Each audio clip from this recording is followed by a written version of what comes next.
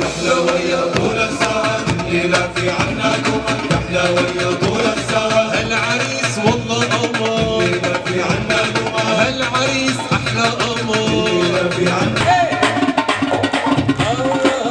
اليوم نحن نريده يا عريس يا عقيدة هذا اليوم نحن نريده يا عريس يا عقيدة هذا اليوم نحن نريده يا عريس يا عقيدة واني واصحابي وياه اللي تحبه يبقى معاي يدعينا طول العمر الليلة وما بقبل يوم كون عليك جاني ومنك خبر عجن حطير جاني بسرعة وجيت ألبي الطلاق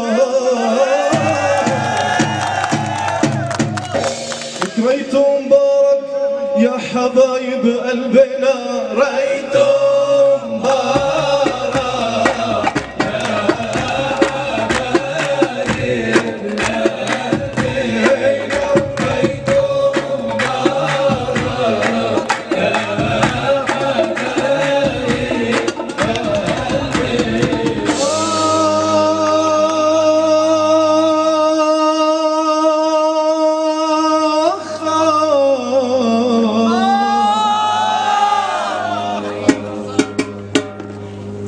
لك يا فيصل قول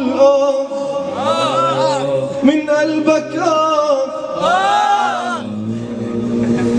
زرعت الورد بالشباك ما صار لك سعيت بدموع العين ما صار والله لقائي فيك يا فيصل مثل ما صار زقفي للعريس حي العريس اللي جمعنا ولمنا حي العريس اللي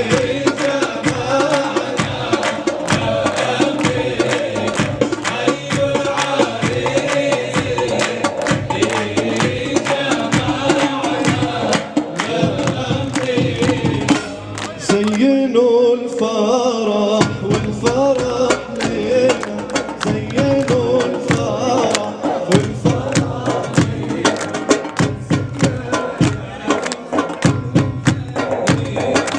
زينوا الفرح يا عريس هو مزينا زينوا الفرح برماح وسيوفي زينوا الفرح برماح وسيوفي يا محلى زين الشباب يا محلى زين الشباب قمر وطيب العريس زيه بالعالم ما في زيه حي العريس زيه بالعالم ما في زيه حي العريس زيه بالعالم ما في زيه حي العريس زيه بالعالم ما في زيه حي العريس زيه بالعالم ما في زيه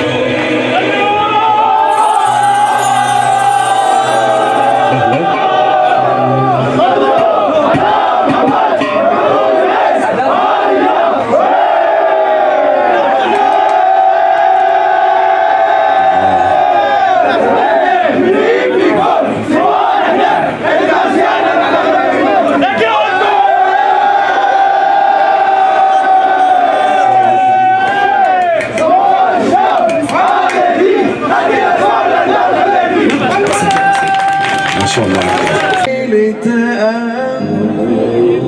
واحنا معنا بس طالع فيها حبيبي القلب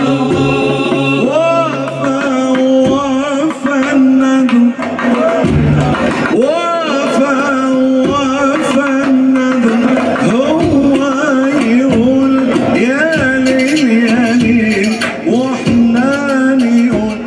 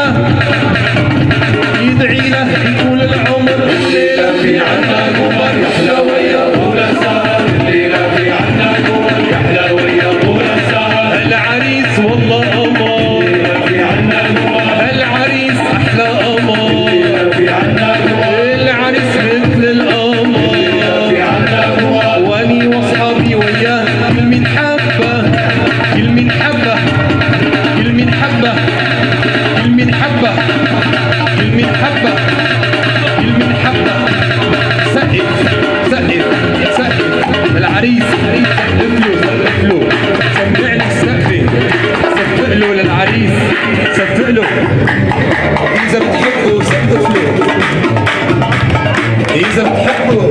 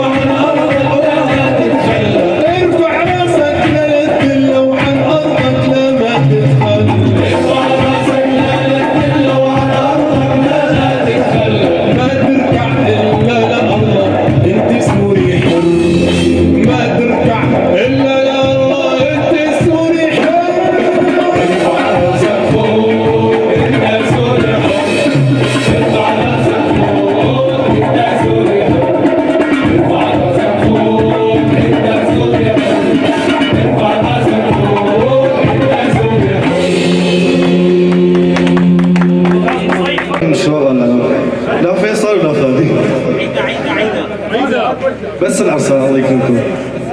الاخ صيحوا شيخ فريق غير نايصه ظبط شيخ ما يشتغل. يلا نعيدها. الاخ صيحوا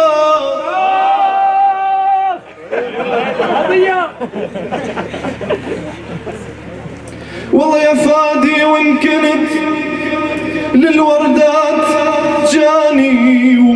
اليوم كون عليك جاني ومنك خبر عجن حطير جاني بسرعة وجيت ألبي الطلب ريتو مبارك يا حبايب قلبنا ريتو مبارك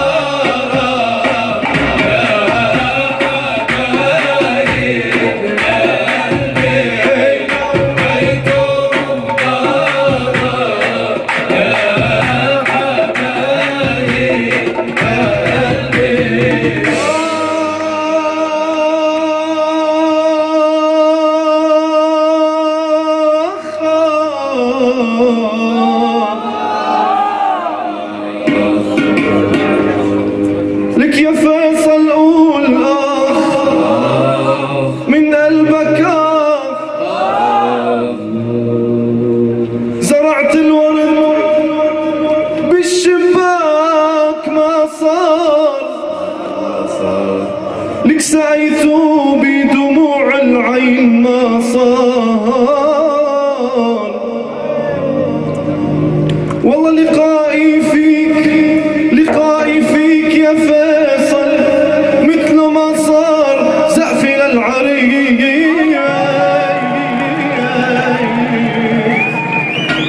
حيوا العريس اللي جمعنا ولمنا حيوا العريس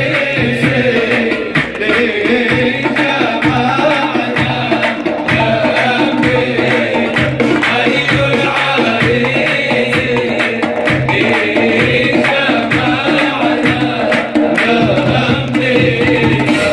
زينوا الفرح والفرح لينا زينوا الفرح والفرح لينا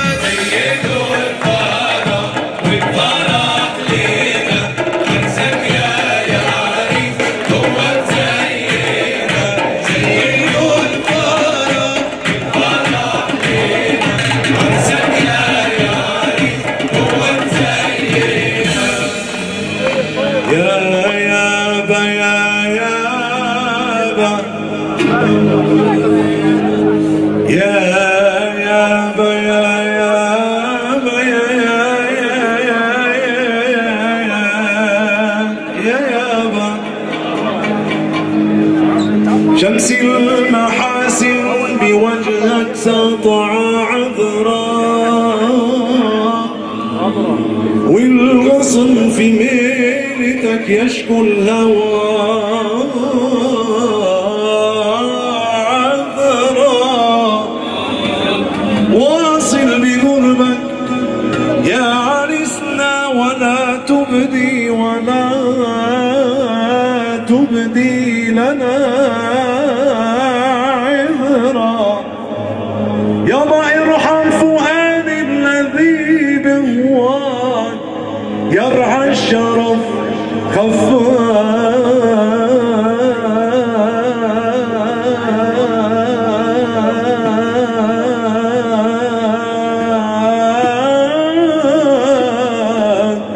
خفاق كالطير في جنح المذلة شرف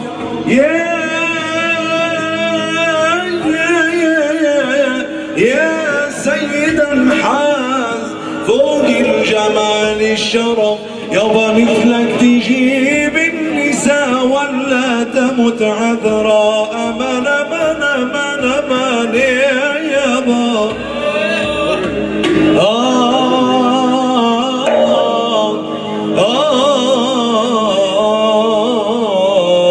وتوالت بشرى الهواتف أن قد ولد المصطفى وحق الهنا اللهم صل وسلم وبارك على سيدنا محمد وعلى آل سيدنا محمد كما صليت على سيدنا إبراهيم وعلى آل سيدنا إبراهيم وبارك على سيدنا محمد وعلى آل سيدنا محمد كما باركت على سيدنا إبراهيم وعلى آل سيدنا إبراهيم في العالمين إنك حميد مجيد عدد خلقك ورضا نفسك وزنة عرشك ومداد كلماتك كلما ذكرك الذاكرون وغفل عن ذكرك الغافلون الفاتحة.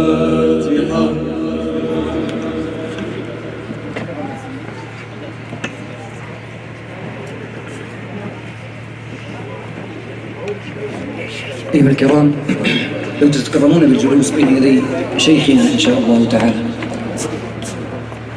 ومسك الختام أيها الكرام، وختام المسك في هذه الليلة الطيبة المباركة في عرس أخوينا الشيخين الحافظين الطبيب فيصل والباش مهندس أخي فادي، رحم الله تعالى من رباهما وبارك في عمر جدهما وبارك في عمر أهلهما وأفرح قلوبهم بنسل طيب مبارك منهما ومن أزواجهما آمين. وشرفنا أيها الكرام كما ذكرت لكم ثلة كبيرة من العلماء، كل واحد منهم حقهم علينا أن نثني بين يديهم ركبنا ننهل من علمهم وبركتهم ونورهم، ولكن فضل كبير باسم شيوخنا الحاضرين. ومن اعتذر من شيوخنا فذهب لشأنه، نقدم أستاذنا وشيخنا وشيخ شيوخنا، وهو شيخ الشباب ومجيزهم ومقرئهم، وشيخ شيخنا وأستاذنا الشيخ أبو ماجد حفظه الله تعالى، فضيلة الشيخ الجامع أحمد دبانة. وحقه والله أيها الكرام لمن علم وعرف فضله أن يرتحل إليه، وهذا يقوله الإمام الشافعي، فيذكر 5 فوائد للأسفار ويقول في آخرها وصحبة ماجد. فصحبة هؤلاء الأماجد أيها الكرام أكرمنا الله تعالى بها ها هنا بين أظهرنا، فنستمع منه إلى ما يجود به علينا في دقائق، ثم إلى دعاء الختام بين يديه جزاه الله تعالى عنا كل خير، فليتفضل مشكورا غير مأمور.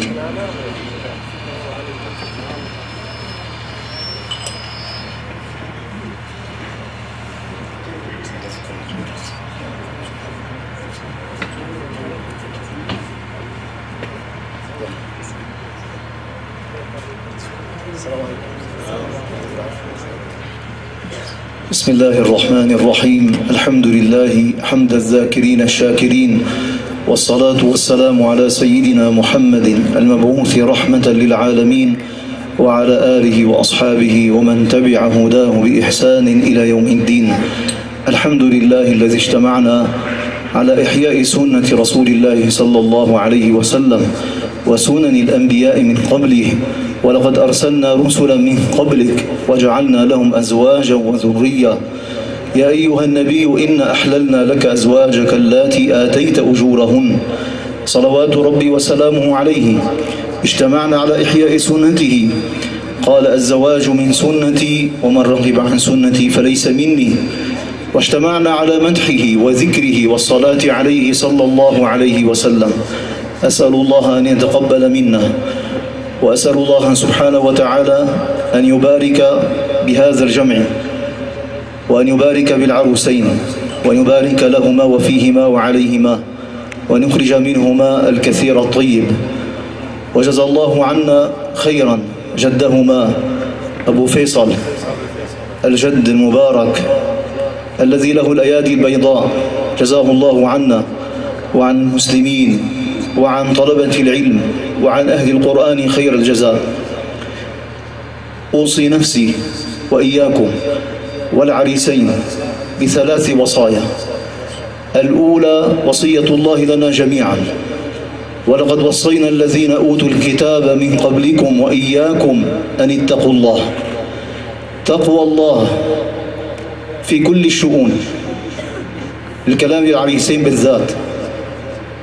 اتقوا الله في شؤونكما، في كل أموركما، في البيع، في الشراء، في الأخذ، في العطاء، في المعاملات مع القريب، مع الغريب، مع البعيد.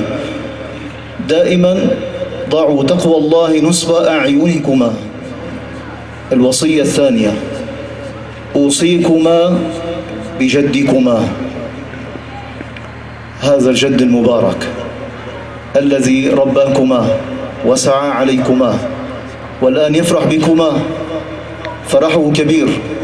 قالوا ما أغلى من الولد إلا ولد الولد. أظن هو أكثر واحد فرحان بيناتنا. بارك الله فيكم أخي أبو صالح، وجزاك الله خيرا. أنت أخ كبير وعم وفاضل. أوصيكما به، ببره، بطاعته. قال سبحانه وتعالى: وقضى ربك ألا تعبدوا إلا إياه وبالوالدين إحسانا إما يبلغن عندك الكبر أحدهما أو كلاهما، بالذات عند كبر السن، فلا تقل لهما أف ولا تنهرهما وقل لهما قولا كريما. وطبعا كذلك أوصيكم بالجدة، وأوصيكم بالوالدة. كل واحد يبر والدته ويدير باله عليها ويسمع كلمتها، وما يقدم على كلام الوالدة وكلام الجد وكلام الجدة، ما يقدم حدا أبدا. إذا أردتما سعادة الدنيا والآخرة فعليكما ببر أصولكما. إذا أردتما سعادة الدنيا والآخرة، والكلام لي وللجميع، علينا ببر أصولنا جميعا. الوصية الثالثة والأخيرة: الآن ستنتقلون من حياة إلى حياة جديدة. هذه المرأة التي كانت معززة مكرمة في بيت أهلها، في بيت أبويها، ستنتقل إليكما. هذه أماني، هذه أماني. ما أكرمهن إلا كريم، وما أهانهن إلا لئيم. خيركم خيركم لأهلي وأنا خيركم لأهلي، خيركم خيركم لأهله وأنا خيركم لأهلي، صلى الله عليه وسلم.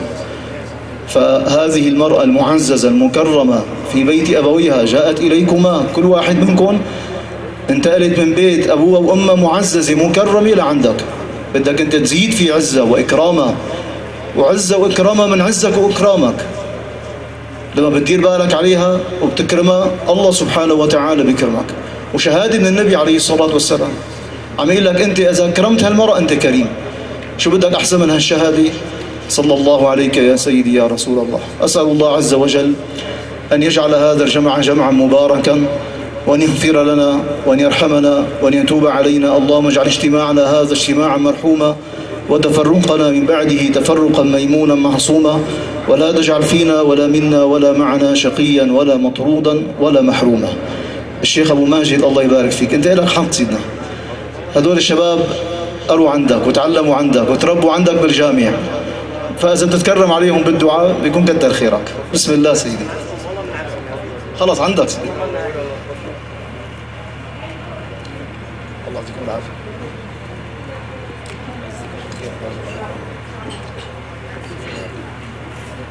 الله يجزيكم خير يا شيخ.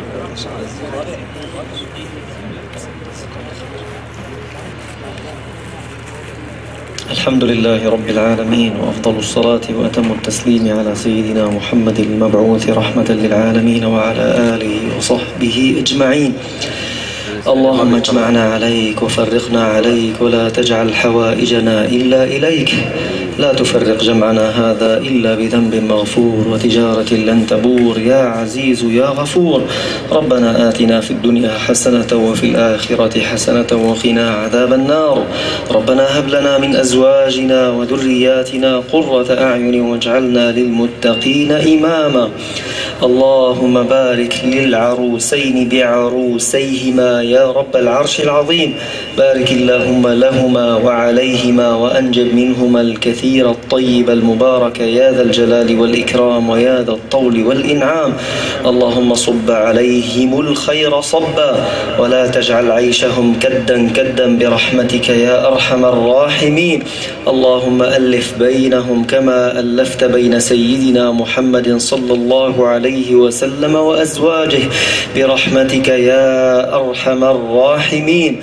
اللهم إنا نسألك فرجا قريبا لإخواننا في غزة يا رب العرش العظيم. اللهم إنا نسألك أن تتقبل منا دعاءنا يا أكرم الأكرمين. اغفر اللهم لنا ولوالدينا ولمشايخنا ولمن علمنا ولأصحاب الحقوق علينا ولجمعنا هذا ووالديهم ولكل المسلمين أجمعين.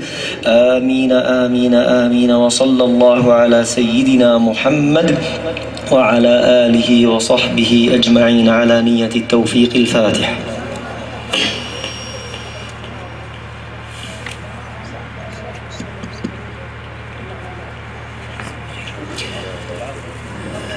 في آخر هذه الليلة الطيبة أيها الكرام لا يسعني إلا أن أشكر كل خطوة خطوتموها، وأن أقول لكم جزاكم الله تعالى عنا كل خير لمشاركتنا هذا الفرح، وأن أشكر السادة العلماء وأخص منهم بالذكر شيخنا الشيخ اللبيب الأديب الشيخ حسن الجاسم على ما أكرمنا من مجيئه وحضوره وفرحته وابتسامته، يعني أشعرنا أن العرس عرسه، فجزاه الله عنا خيرا وأقر عيونه بأولاده.